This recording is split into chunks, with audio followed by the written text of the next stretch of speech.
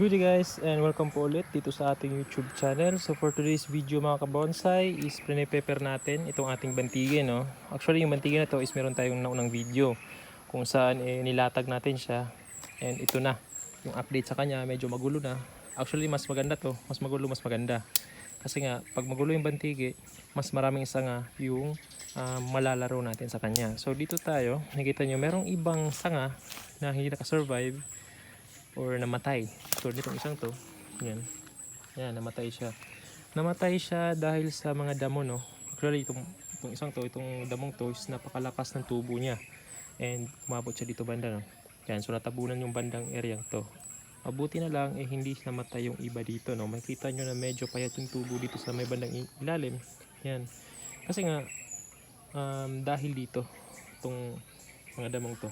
Actually sobrang bilis ng mga tubo niyan, and umaabot sila dito banda. Yan. So natatabunan tong area na to, kaya makikita nyo o mapapansin nyo na mas malakas yung tubo dito banda sa area to. So yung gagawin natin ngayon is preparation lang muna yan, kasi hindi natin i-video yung whole na mangyayari sa ating bonsai na to, kasi nga medyo tataas or haba yung video natin, medyo tatagal. So yan ang guys, yung gagawin ko dito is magre-rewiring tayo, no? Pero before that is mag-initial cleaning muna tayo ng ating bantigi, no? Or babawasan muna natin yung matubo, kasi nga makikita nyo sobrang hahaba na nila. Yan, no? Sobrang haba na nila, and yung bandang area na to dapat hindi masyadong mahaba yung mga padding na to, kasi nga itong area na to is nalatag ko rin padding, dapat medyo maliliit na, pero napabayaan natin. Yan, sobrang mahaba. So magka-cut tayo as usual dito sa may bandang may kahoy na. Yan, may green, may kahoy. So puputol natin dito. Dito tayo banda magpuputol. Kasi nga maglalatag na tayo ng paddings. Yan. Same dito sa likod, sobrang haba na rin. And kung napapansin nyo, medyo sa last video natin, kung napansin nyo sa last video is nalatag ko na yung padding na to. So dapat maiikli dapat yung mga shoots na kailangan natin. Unlike dito, sobrang haba na. Yan. So hindi napansin. So, actually dapat yung bantigi is slow grower, pero makita nyo ang bibilis ng tubo. Napabayaan ko lang, lumarga na agad. So ganon, magpuputol tayo dito banda. Yan, sa may dahon. So sinabi ko kanina, magpuputol tayo sa may green at saka brown na part, kung saan may green and brown, doon tayo magpuputol. Pero sa case na to kasi sobrang haba na niya. So kung sino yung pinakamalapit or sino yung pinakamaikli na, or sino yung pinakamalapit na dahon, siya doon tayo magpuputol. Katulad dito, siya yung pinakamalapit dito, banda. So dito tayo magpuputol. Yan, puputulin natin yan. So dito naman sobrang haba na rin. Actually nalatag ko na yan, nalatag ko na mga paddings na yan. Dapat may ikli na yung kailangan natin, pero in this case sobrang haba. Yan, sobrang haba. So dito nakita nyo yan, ito yung iiwan natin, ito. So itong the rest is puputulin na natin, kasi ito lang yung kailangan natin, kasi magpapadding na tayo, hindi na tayo magpapalarga ng sanga, kasi yung length ng padding natin is tama na. So puputulin natin yan, para ito lang yung gagamitin natin, itong isang to. Yan. So never kayong magpuputol ng sanga na walang dahon, kasi may possibility na mamatay yung sanga na yan. Katulad nitong sang to, katulad ito. Tulad dito, sobrang haba niya. So makikita nyo, just for example, wala ito. Tapos yung last na dahon niya is nandito banda. So sobrang haba na niya. So may option kayo na putulin dito banda na walang dahon. Just for example lang naman na wala ito. And yung last na dahon niya is nandito banda. So for example, gusto nyo magputol dito kasi ito yung desired na length na gusto nyo gawin sa kanya. So wag nyo gagawin yan. Yung gagawin nyo lang guys is magpuputol kayo dito kung saan yung last na dahon. Just for example, ito yung last na dahon. Magpuputol kayo dito and hayaan nyo lang pag may tumubo dito banda. Pag may tumubo na, doon pa kayo magpuputol kasi nga for insurance. Kasi pag pinutol niya agad yan, may possibility talaga na mamatay yung buong sangyan na walang dahon. Kasi yung bantigi, pag walang dahon, hindi siya tulad sa tugas na pwede nyong kalbuhin. Kasi yung bantigi, pag walang dahon, minsan namamatay yun. Kasi nga walang photosynthesis na nangyayari. Para sa juniper guys, no?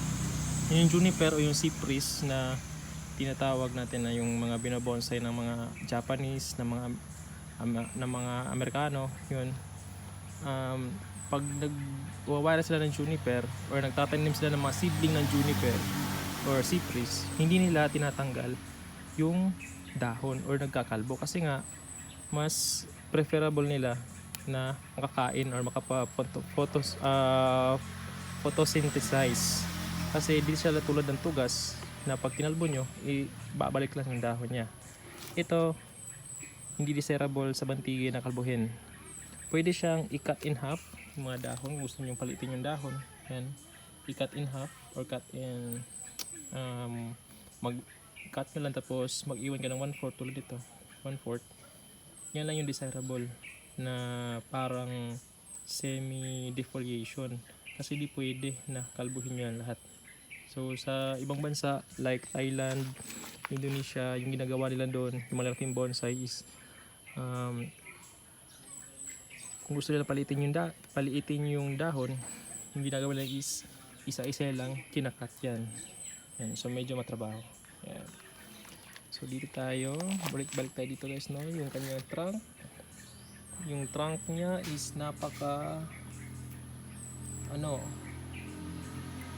aside sa napakatanda, napaka dumi. Yan, puro lumot yan guys. So hindi maganda sa bonsai na puro lumot. Actually kung makikita nyo sa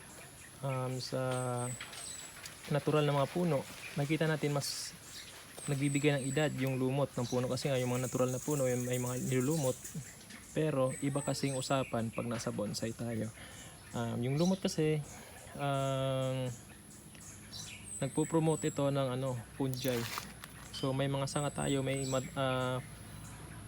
mabibigla tayo na yung mga sanga natin, yung ibang sanga natin is namamatay dahil yan sa mga lumot. So yung ginagawa natin is binabrush natin yan lahat, tinatanggal natin para hindi magkaroon ng fungi o mamatay yung ating mga sanga. Yan guys. Yan. Sobrang laki ng base niya. So iniwan ko talaga to, hindi ko to binenta kasi nga yung ibang bonsai ko is pinamigay ko na, yung ibang bantigi pinabigay ko na kasi nga napaka high maintenance ng bantigi, no? And hindi ako masyado active sa pagbabantigi. Mapapansin nyo nga yung kanyang training pot is nasira na pero hindi ko pa pinapalitan kasi nga hindi pa ako masyadong active sa bonsai. Siguro pag may gana ako mag-wire, binawire ko sila. Pero kahit gano'n na hindi ako active sa pagbobonsai, hindi ko naman sila pinapababayaan, no? Tinidiligan ko pa rin sila and inaabunuhan para hindi ako magsisi, no? Kasi may time kasi gusto ko magbonsai, may time din na hindi ko gusto magbonsai. Para kung gusto natin bumalik sa pagbobonsai, healthy pa rin yung ating mga puno.